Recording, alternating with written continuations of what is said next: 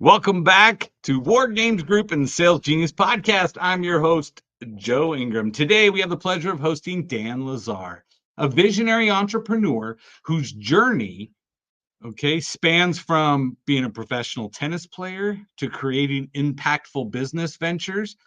As the founder of Hero X and former founder of Covers Hero and Tennis Hero, Dan has made waves in the entrepreneurial world, securing investments on Shark Tank Romania and earning a spot on Forbes 30 under 30. So currently he's leading Hero X in supplying air domes and developing solar power farms, driving innovation in the property sector. So get ready to be inspired by Dan's brief part of his story, but also learning about the groundbreaking work he's doing and how you too can become successful as well.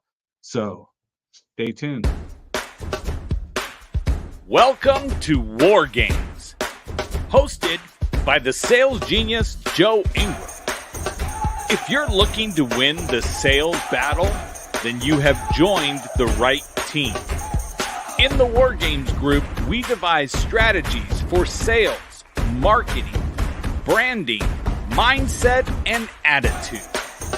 We enlist the assistance from the most successful producers across all industries. We then share their knowledge and techniques with you. Our single goal is to get you ready for your next sales opportunity. When it comes to crossing the minefield of sales, step in the footprints of those that have crossed before you. Now, prepare yourself for boot camp and beyond.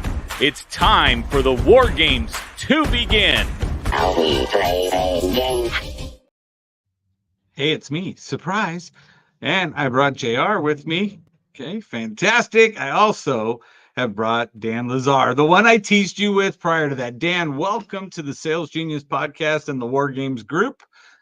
We are live all over the place. So welcome. I appreciate you. You said where you are overseas, it's midnight. So you're burning the midnight oil trying to help us out. So switch with me. I'll give you the big screen. So thank you for having me. Thank you for having me. No, absolutely. So explain to me, for one, I would love to know what is an air dome before we get into to learning business. But I checked out the website, but how are you taking this internationally and taking this to be something that, what inspired you to do that? So an air dome is an air supported structure. It's the most affordable way of covering a large area, above 10,000 or 15,000 square feet. To me, with air domes is something that I've started from a need. So I had a tennis club, and without an air dome, my club would just disappear 6 months per year. Therefore, I needed to get one, and then I got a second one, a third one, and at some point we had 6 tennis courts covered with air domes. And basically, I didn't wake up one day thinking, oh, what an amazing idea to sell air domes. I bought air domes for myself, and then I started to help other sports clubs or tennis clubs cover their facility during the winter season with an air dome. That's fantastic. Okay. So one of the things we wanted to talk about with you was the overall, for one, to take an idea and then now go expand it and scale it and build it, right? What are some of the things that you had to overcome, right, in order to get yourself to that? So a group of entrepreneurs that are watching, sitting here today going, Dan, give me some cheat sheets. Give me a little couple nuggets of what I can look forward to and what can and can't happen.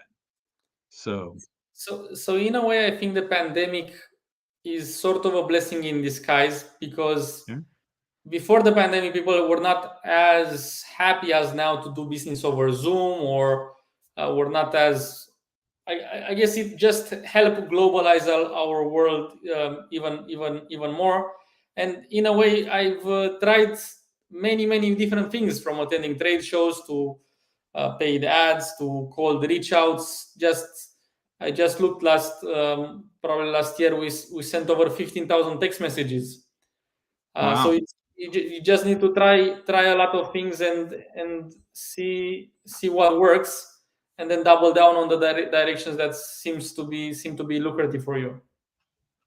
So how does someone decide what's the best platform to go build their ads or to go build the stuff? So again, if you're new in business, right, it's scary to go say, I'm going to spend money to go run ads, right? But if you're going to be in business, you need to, right? So where do you see that, what is something you look for to go, oh, I need to go and I need to spend my money here? Because there's so many places to spend money, right? How do I find the right one? What worked for you is what I'm thinking. Yeah.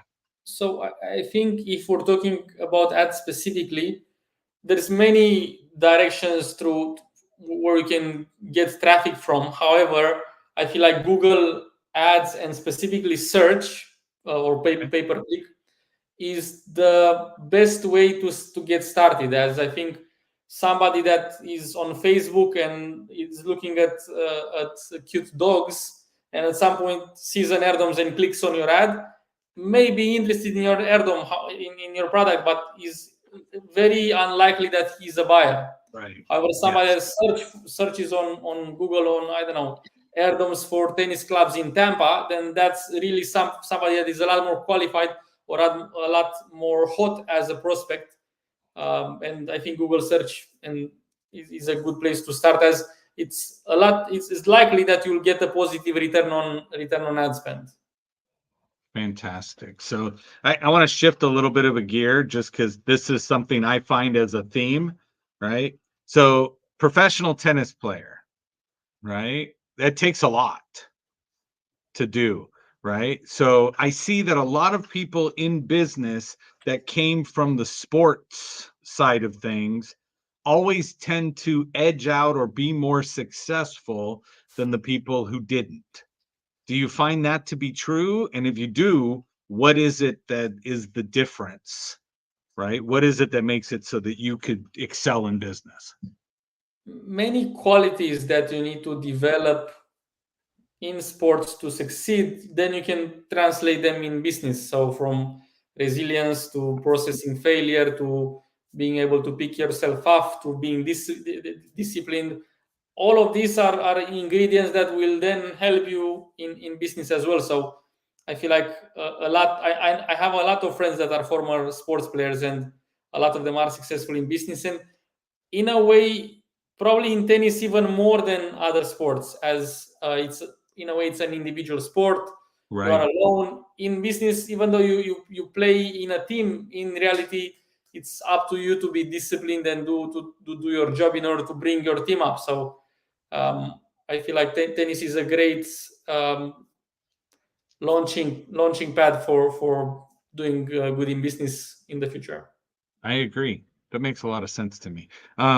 So can I dig a little deeper into your psyche and how you're thinking, right? So one of the things I find a lot of people have an issue with, especially on the entrepreneurial side, is what you said, which was processing failure. Right? How do you get through the failure part? So my question would be, Dan Lazar, how do you get yourself through something that isn't really working? Or have something, do you have a failure you had that you were like, man, this was not the easiest thing to get through? Many, and I guess in time I started to see failures or challenges as opportunities. I think you either get a positive feedback through success, or you did well, or you get negative feedback through a failure and says, look, if you reflect on what were the ingredients that led to this failure, then you can become a better version of yourself. So I think it's, in a way, I think if you have success or if you have failure, it's still a blessing to be able to run a business and to continuously become a better version of yourself. So I'm going to throw out there that, like, for me, it took a lot to get to the point of understanding what you said. When I say, I mean this, that failure is an opportunity, because we're not trained. We're not brought up to believe that failure is an opportunity. We're brought up to say failure is like the end. it's like, oh my goodness, this is something, right? So the analogy most people give is that you didn't give up trying to learn to walk when you were a kid, right? So you kept failing but kept getting up. But after that, we tend to lose it, and we look at failure as that destination. So how did you get that shift in your brain to say it's an opportunity? It's again, it's feedback. I hear that a lot too. It's feedback, either positive or negative. Yeah, I feel like in the heat of the moment, probably all of us can really see the opportunity in the failures that we go through.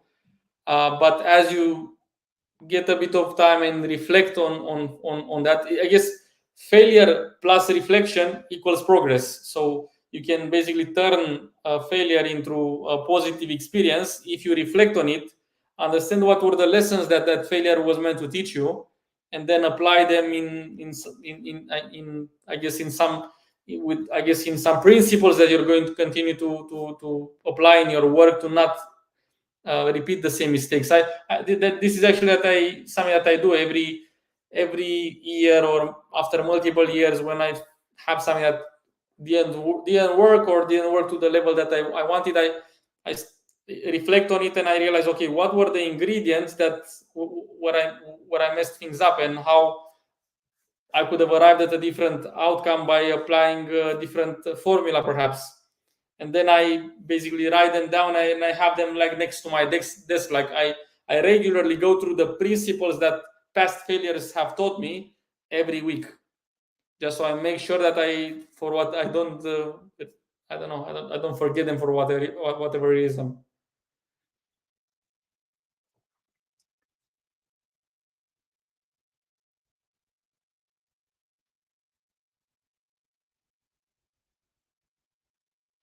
Can you still hear me? Joe, turn your mic on, buddy. Joe should probably turn his mic on. Yes, that was good because I rambled for a second there. But It was good what I was stuff. going to I say, read lips. yes, I loved the fact that it was the failure plus reflection, because without that step, right, we're just stuck in the failure part of it. So I appreciate you for doing that. Now, I dominated this so far just by asking you questions because I'm intrigued by what you do and how you've done it.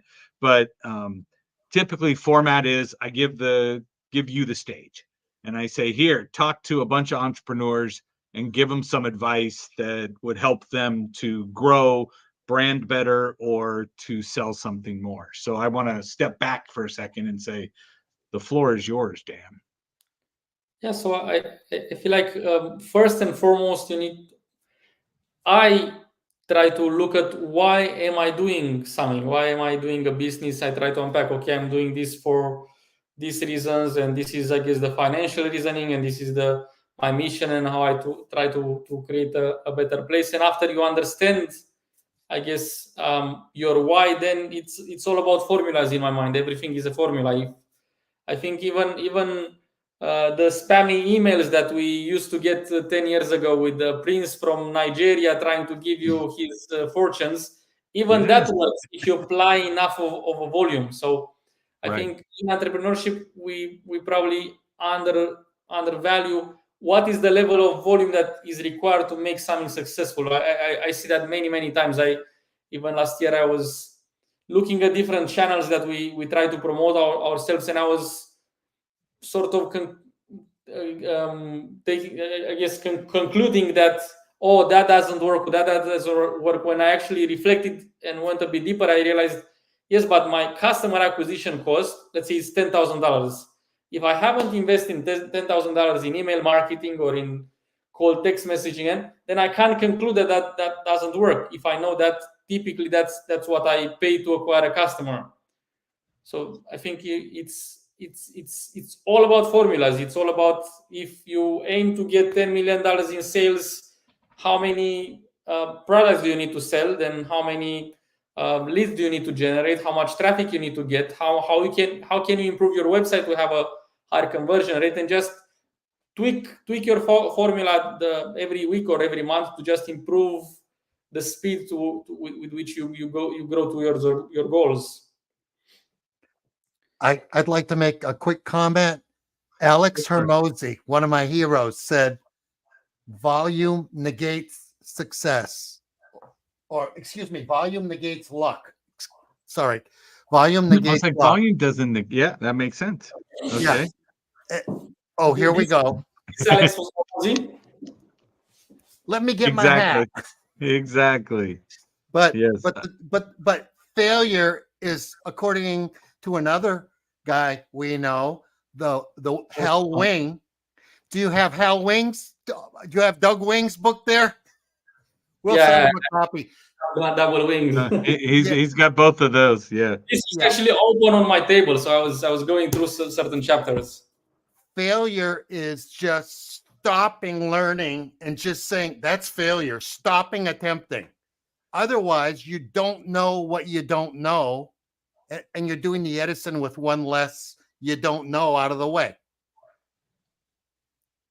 Yeah, I think to a certain degree, sometimes failures are even required.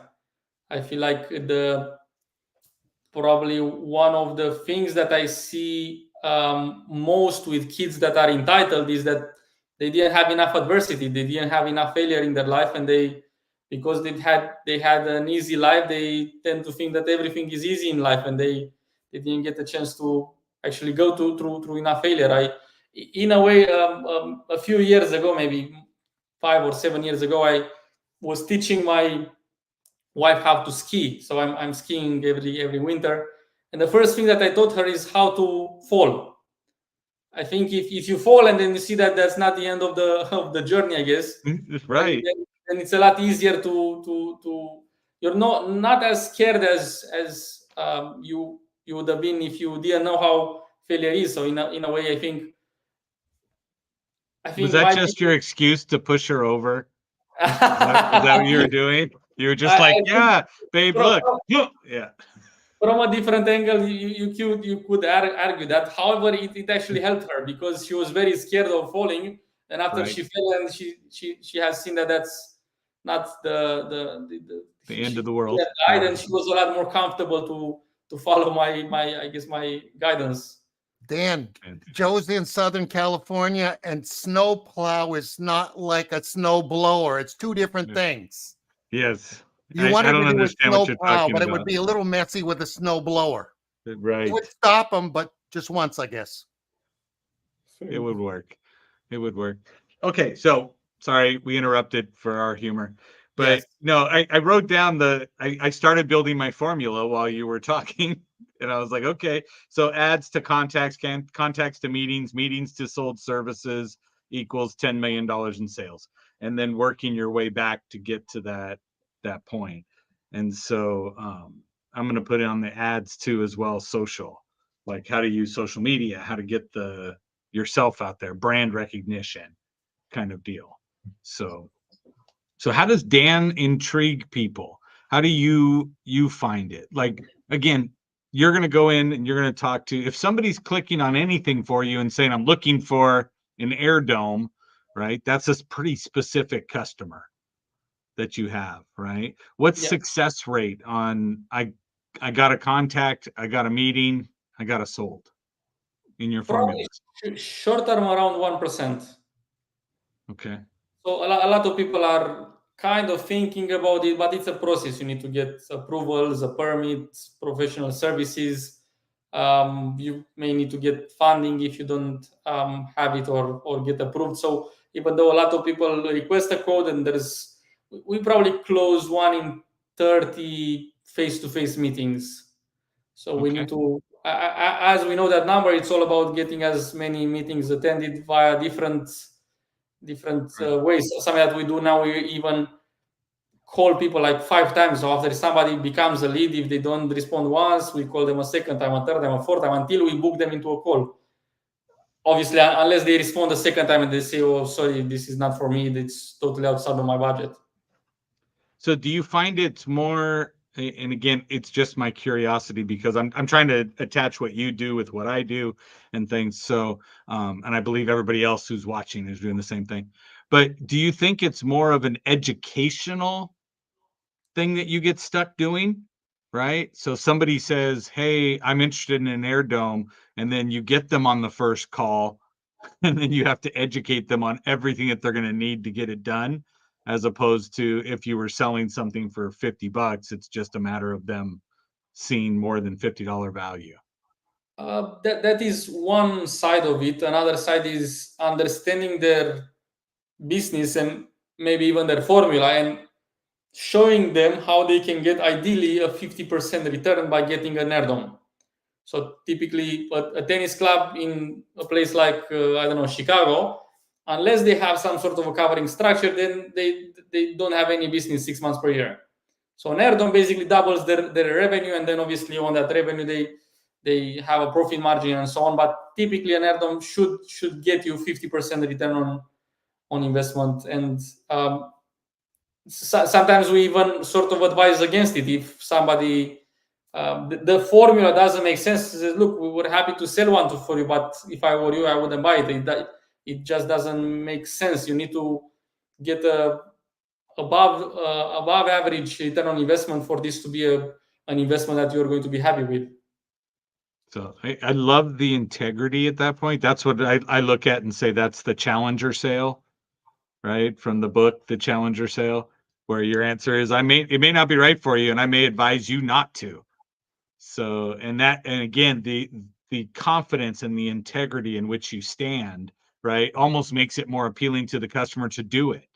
And you're Yeah. like, no, I said don't. And they're like, wait, but I like you. You're giving me this, right? And so, In a way, I think that's our role as a company. We are here to help sports clubs, particularly other channels as well, get as high of a return on investment as possible, because then they will be happy with us. They're going to bring other customers to us, and yeah, if somebody buys an air dome and then they lose money with it, then obviously that won't be a happy customer.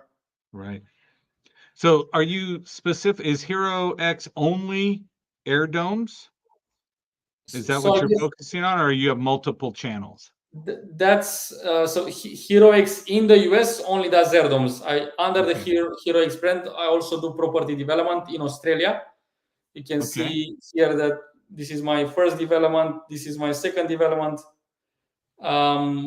This is, I guess, another line of business that we do under Hero X. It's, I guess, part of the profits that I make selling air domes. I put into developing properties. I'm very passionate about creating things that will outlast me. So I think property development and kids and potentially at some point writing books are things that get me excited. I love that. I love that. So we're creeping up on a half hour. So I'll just go throw it out at you and just say, Dan, you got a group of people that are sitting there hungry, looking for knowledge. What are the one or two things you want to say to them to help get them to move forward? So I think it's, yeah, after they uncover what their why is and what their formula is, it's all about putting in place certain habits that will make their outcome more likely. So somebody had a quote, I don't remember whose name was, that you need to be working more on you than on the business. So when I say working on you, working on your habits, or doing things regularly to achieve that outcome. It may be doing the 50 phone calls daily, or doing 1,000 text messages weekly, or understand what are the habits that you need to have as a business owner or salesperson to be able to create that dream of yours a reality faster rather than sooner rather than later. So that in a way that's actually a sort of a habit tracker that I have for myself, where I try to give myself daily a score on it. Sort of that adds up the cells that I click, and it gives me every day a score. How did I do business wise? How did I do spiritually wise with my spiritual habits? And then how did I do I guess health wise? Did I do my, I don't know, did I go to the gym? Did I eat properly that day? And I think in a way, to me, success is not really one dimension, not really that just money. There is a lot of people with money that are, I don't know, perhaps a little bit overweight, or their family is not in a good place. I feel like, to me, success is sort of a triangle between health, spiritual and financial. Fantastic. I love that. So I got a text message that says, "What app is he using? It's Is not, it something you created or?" yeah, No. it's Google. I'm happy to share this with you. So if you have a way of sharing it with the audience, you just Google spreadsheet that I created. That just I think after 3 or 4 years of improving my way of tracking my habits, I think I'm very, very happy with the current formula. So if anybody Oh, needs it, I'm fantastic. happy to share it with you guys. Great. So then I'll reach out to you. You can share it to me on Google, and then I'll put it in the Facebook group so that they have access to it. That comes up, or a copy of it. Otherwise, they'll be updating yours. And it'd be like, "Wow, I'm really doing bad today." Yeah. So, Here's a JR. thought, and it's exactly what Dan was saying. Successful people do by habit what unsuccessful people shun by nature. The reason why you're a tennis star, the reason why Joe is what he does, whatever it is, and We me don't know. too, is we work on it daily. You were a tennis star because you were there whacking balls against the side of a building, driving everybody crazy when you were a kid because no one would play. And you did it every day. How close am I to the guess on that, Dan? Quite close, quite close. And that's it. You just do the thing every day and you do it. And pretty soon it's like, okay, I got to do my 50 or whatever. And you just do it. It's okay. And then I'll clean it up a little, Joe. You do it till your rear falls off and you keep on doing it, according to one of our favorites, Jeffrey Gitomer. Yes, exactly. No, I agree with you 100%. It was a great recap because, again, it's one of those things that goes back to the old saying, which it might have been JR that said it because he's really old. But when you look at it, the amateurs do it till they get it right, where a professional does it till they can't do it wrong. And so it takes that habit, right? So I wrote down, you got to have your why, you got to have the formula, right? That works. And then you got to have the habits to back up the formula, right? If you don't have the habits to support the formula, then you'll never get the why. So yeah, because I see business in general more of a business, or the process of becoming a better version of yourself, actually more of a marathon than a sprint. So I think tracking how you are disciplined with your habits is definitely a great method of reinforcing the good behavior and making sure that you constantly are disciplined. fantastic. So Day by day and I was a bad incremental, right? host. Yes, Sorry. I was a bad host and didn't turn the thing at the bottom. But Dan, is the website that's down here at the bottom? It's in the show notes. We're good. Is the website down here the best place to reach out to you? Is LinkedIn better to reach out to you? What is it? Both are in the show notes. But Yeah, so LinkedIn is best to reach me personally. If anybody needs an add-on, this website is the best place to go. right. The more I listen to, the more I'm like, I want an air dome, but just for my car out in the driveway. You know what I mean? How cool would that be? Just what's that? It's an air dome. Leave it alone. Yeah. That's Joe's car that's in there. Yeah. Is it an exotic? No, but he's got an air dome because he likes it. Yeah. But no, that's fantastic. Thank you very much, Dan. You've shared your time with us. You got up in the middle of the night. I appreciate you completely. When you do get the book written, I would say please reach out. Let's bring you back on, talk about the book, and let's push that out to the entire network that we can get out here to support you. So Much appreciated, Joe. Thank you. Will do. thank you so much. JR, thank you for spending your time with us. Dan, thank you so much. Dan said, how do the undisciplined become disciplined? So that's a question for you, Dan, because By tracking your habits, I guess I've gamified my habits. So I think whenever I do something like saying a prayer in the morning, I click a checkbox, it adds it to my spiritual score, and then my daily score is a combination between my spiritual score, my health score, and my financial score. So in a way, I now I'm no longer having to be disciplined. I sort of play a game. right, you're tracking points. You're trying to get as many points as you can during the day. I'm telling you, Dan, we need to make an app. We need to make an app. Somebody wakes up in the morning, bing, bing, do that. Yes. So Dan Gordon says he loves the gamification. So Bob Donnell said, thank you for sharing. And on that note, I'm going to say thank you, Dan. You can go to sleep because you're going to lose points if you don't get up early, right? For tomorrow's. So Yes. I thank you so much. Everybody, please go out and sell something.